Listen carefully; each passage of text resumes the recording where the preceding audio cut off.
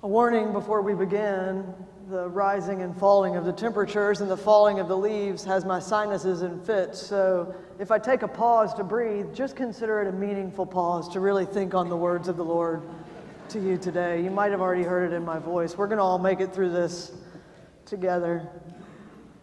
Today's second text comes from Ezekiel. It's sort of a smattering from Ezekiel 34 with some slight amendments to what is listed in your bulletin.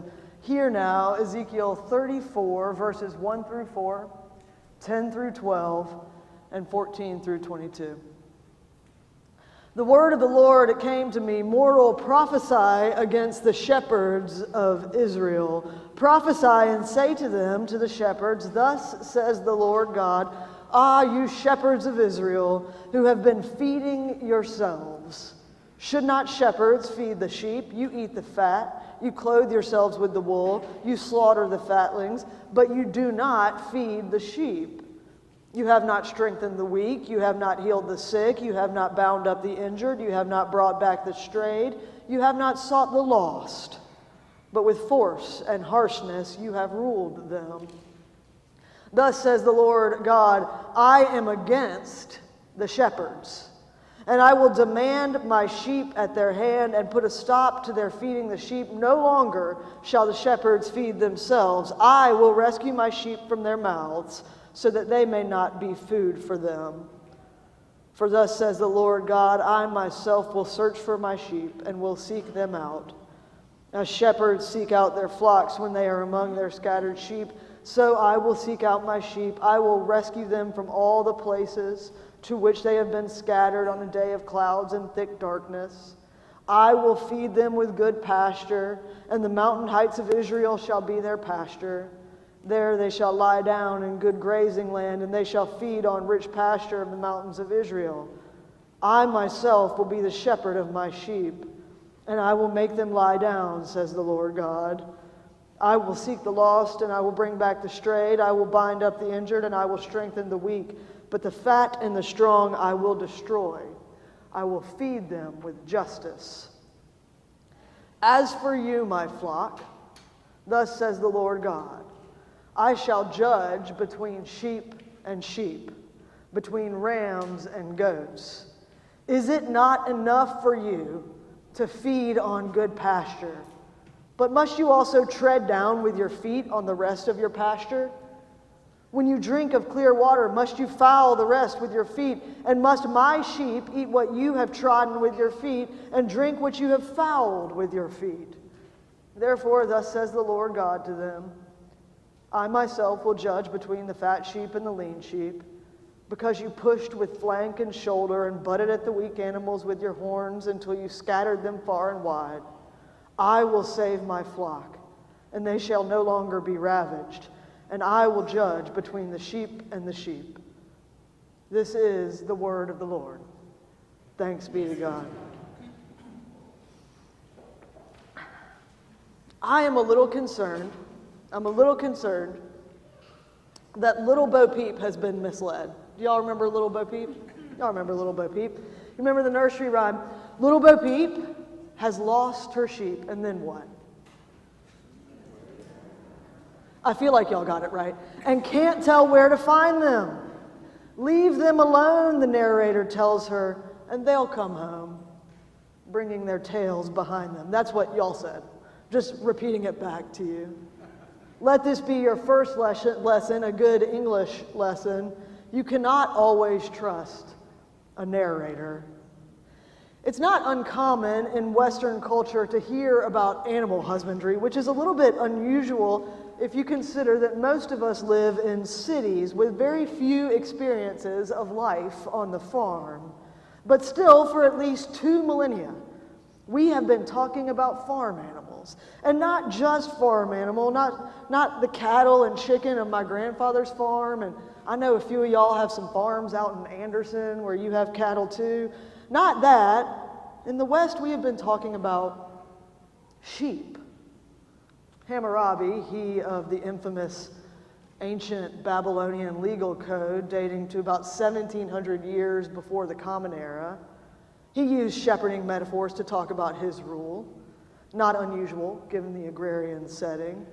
Just over 1,000 years later, the prophet Ezekiel, writing as a Jewish exile in Babylon, records the scroll that we read today, which explicitly names Israel's former kings as bad shepherds, God as the good shepherd, and the people as sheep.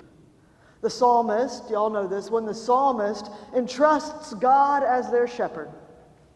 Shepherds show up in Isaiah and Jeremiah, and then in Luke, when Jesus is born, Jesus calls himself the Good Shepherd in John and reminds the gathered crowd in Matthew that he will separate the sheep from the goats. We just heard that today. In Revelation, Jesus appears as the Lamb who is slain. Years later, as urbanization is taking hold of England, Shakespeare picks up on this ancient imagery of shepherding, comparing the gentle hands of a noble to the rough hands of a shepherd, tarred over with surgery of our sheep. And then 200 years after that, little Bo Peep loses track of her little Bo sheep, and she's fed that dangerous bit of misinformation. Leave them alone, and they'll come home. The thing about sheep is that they won't come home. That's precisely why they need a shepherd, right? Sheep get lost. They wander. They're woefully unaware of the threat of wild beasts and rogue hunters all around them. Without a shepherd, they wouldn't make their way to a pasture, much less back home. That is the whole point of Jesus' parable in Luke about the lost sheep. It's precisely that attribute of sheep, their guilelessness, that became the controlling way we in the West think about sheep sometime in the mid-20th century. By 1943, when George Orwell was writing Animal Farm, the cultural focus seems to have shifted from docile, fluffy sheep and the hard work of raising them toward a decidedly more negative critique of sheep as easily misled, foolish in their trust, and much to be pitied. The sheep in Animal Farm represent the dangers of this type of naive groupthink that bows its will to sinister forces and follows nefarious, power-hungry leaders even against their own best interest. Perhaps it's unsurprising, then, that this word sheeple, have y'all heard that? Sheeple, a rather clumsy portmanteau of sheep and people, signifying a group unable to exercise independent thinking, rose to common usage around the time Orwell was writing, though I wasn't aware of it until someone called me a sheeple in 2021, when it was being sort of constantly bandied about with really dull, unintended irony to belittle folks like me who were getting vaccines and quarantining in hopes that doing so would protect the community, who were just doing our best. All of this huge long prologue to say, we talk about sheep a surprising lot. Black sheep, counting sheep, sheep among wolves. We ask the Lord to be our shepherd and to supply our need. But in our everyday lives, apart from this place, we go about parroting virtues of absolute strength, extolling our capacity to spend and acquire without limit, taking for granted our independence, and acting like being a sheep is the entire problem with the world in which we live. Do you see the disconnect? We ask for a shepherd, but we don't want to be sheep. Today, both Ezekiel and Jesus confront us with the consequences of our inquiry. If God is going to be our shepherd, truly, if that is our prayer, if that is what we wish for at the beginning and end of our lives, if God is our shepherd, then we are fluffy, foolish, fickle sheep. Today is Reign of Christ Sunday. If you were in It's Elementary during the 2023-2024 program year, you will remember that Reign of Christ Sunday, also known as Christ the King Sunday, is the final Sunday of the Christian year. It is our New Year's Eve. Happy New Year's Eve, y'all. No more fussing with ordinary time. All of that is behind us. We are heading into Advent, and we're beginning this story all over again.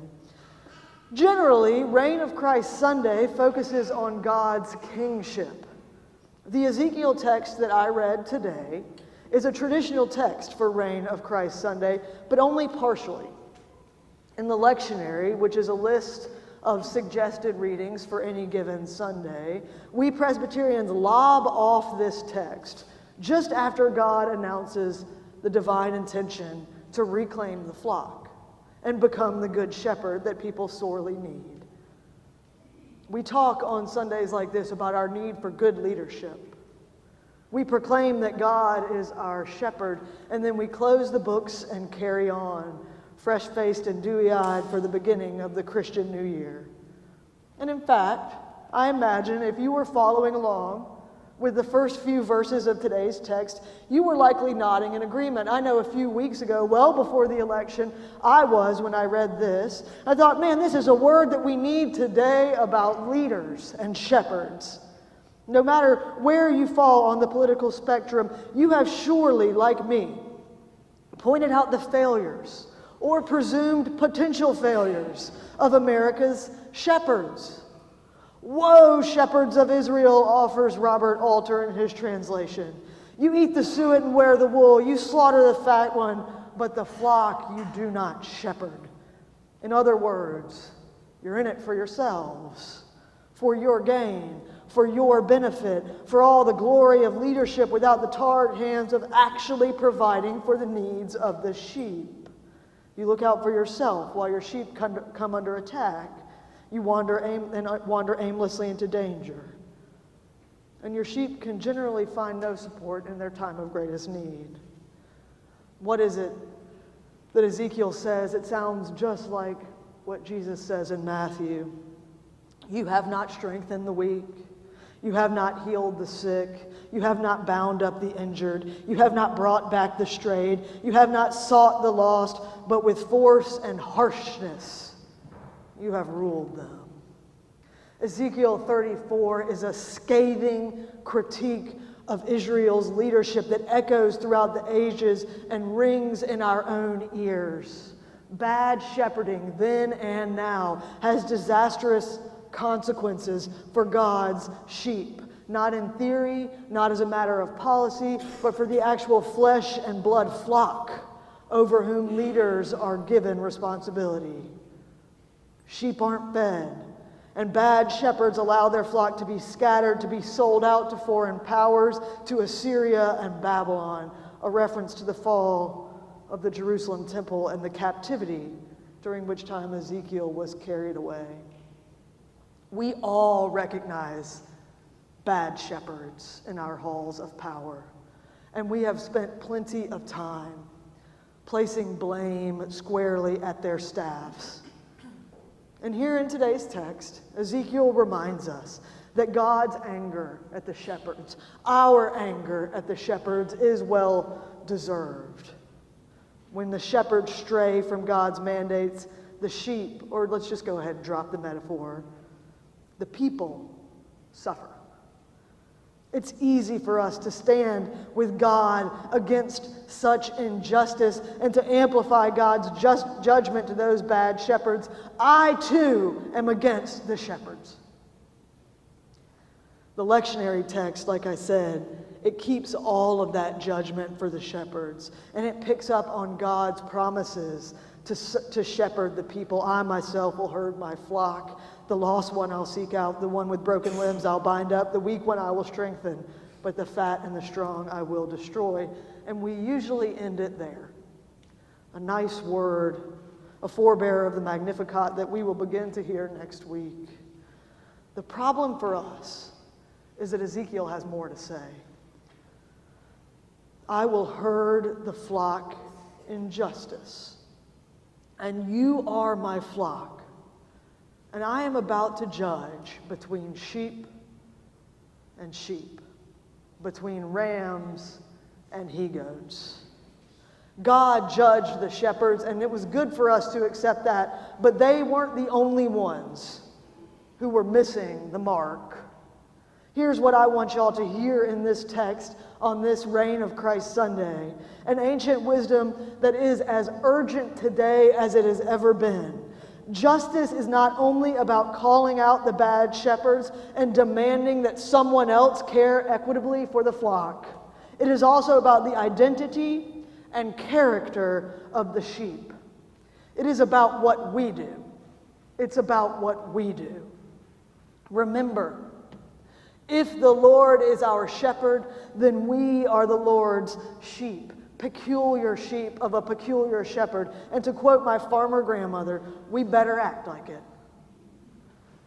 There are a lot of folks in this congregation who are movers and shakers, who can get things done in our community, and I am grateful for that. And there are certainly some here who might feel powerless in the face of a daunting future. I am sympathetic to that.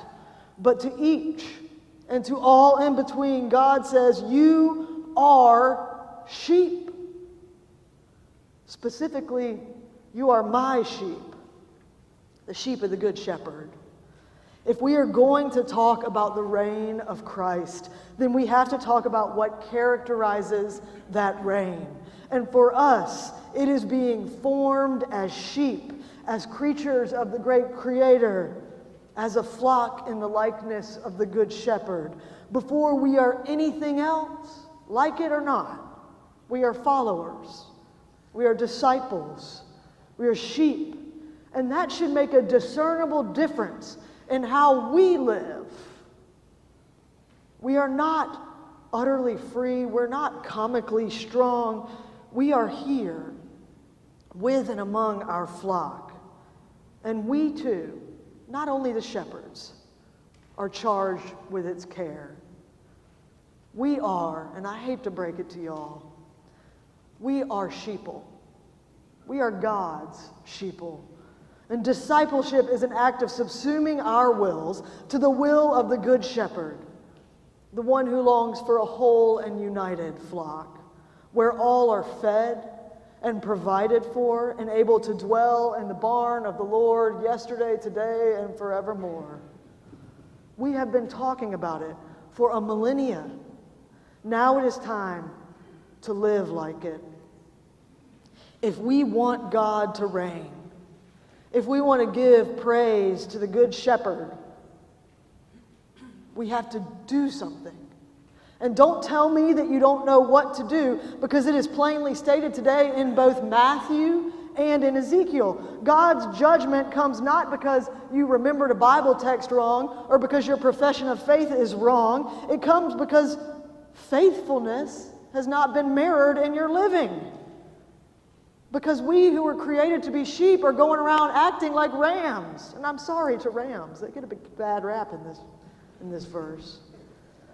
God says through Ezekiel, is it not enough that you have had the pasture, that you are feeding in the pasture?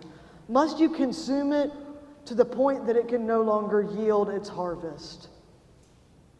In this season, we talk about abundance, as if everything there is, this great cornucopia of creation, is ours for the taking. If only we can buy it or scheme it or grab it by force. Is not what God has given us enough? Abundance isn't about the power to consume. It's about the shepherd who has provided this pasture, not just for you, but for all of us. Daily manna, daily bread, a feast set even among our enemies, so that the weak and the strong, the he-goats and the rams can dine together, not in some saccharine future, but here and now. The Good Shepherd does not ask the sheep to starve themselves or to deny themselves, only to ensure that enough is enough for all. That in life, wherever we go, as the Boy Scouts say, we leave our pastures better than we found them.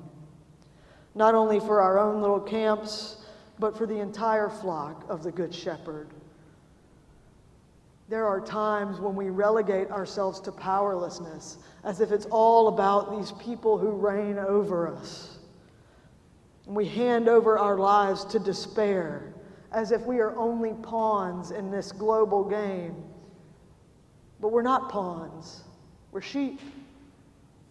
And it is precisely in those moments that God is shepherding us, leading us toward one another so that we can, and here both Elijah and I are going to lose track of the metaphor, do better, so that we can be sheep of the shepherd, receiving care and provision and bounty from one another. For Ezekiel, that means enjoying the good pasture, ensuring its provision, seeking the lost, bringing back the strayed, feeding the pasture, keeping the water clean, and not trampling on the land. For Jesus, it means welcoming strangers, providing food for the hungry, giving the thirsty something to drink, clothing the naked, binding up the sick, and visiting the imprisoned. I want you to think for a moment what it might mean for you. Where have you seen the flock of God acting like sheep, following after the one who is the good shepherd? I will tell you where I've seen it. I saw it just last week in my Sunday school class, in chest compressions and prayer. I've seen it in your Christmas budgets when you carve out money to provide gifts for children who you will never meet over at the Magi market. I've seen it when you have built ramps for folks so that they can have more accessible homes.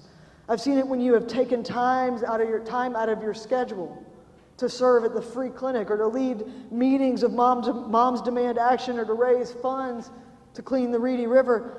I have seen it when you cook hundreds of turkeys for local shelters and advocate for affordable housing in our increasingly gentrified community.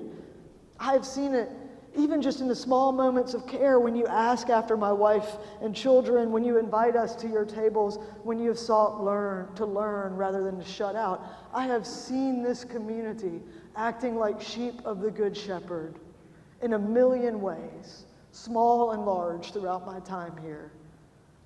I have seen you at your best being led and allowing yourselves to follow in a way that points clearly to your identity. But if we're honest with ourselves, we have to acknowledge that we've also seen exploitation. There are times when all of us act more like rams than sheep, when our self-interest gets in the way of following, when our greed gets in the way of our community, when we lead from a place of scarcity, as if God's provision is lessened when it is shared. The promise of the reign of the Good Shepherd is not only that there will be enough, but also that we will be judged. And that's a good thing, because when we are judged, we are reminded that we're sheep. We're turned back toward our flock and toward our provision and commanded to act like that which we were made to be, to care for one another like it, to welcome one another like it, and even after we've strayed, to enjoy the immense benefit of being brought back in to life under the Good Shepherd, the one who, unlike poor, misled Bo Peep, will indeed seek us out and bind us up and bring us home. So I want you to ask yourselves this week and throughout this new year, am I acting like a sheep of the Good Shepherd? Or am I attempting to shepherd, to control, to lead in ways that I was never called to? Am I a ram or am I a sheep? A member of the beloved community where enough is enough and we are one another's keepers. The world outside of our halls is not our pasture. It's not our flock. It is God's. God reigns. And praise be to God, we are a mess of fickle, feeble followers. We are sheep. It's the best thing we could be. And in this life, we show that by how we care for one another, work for one another, and work alongside our shepherd to realize the reign here and now, yesterday, today, and forever. Thanks be to God.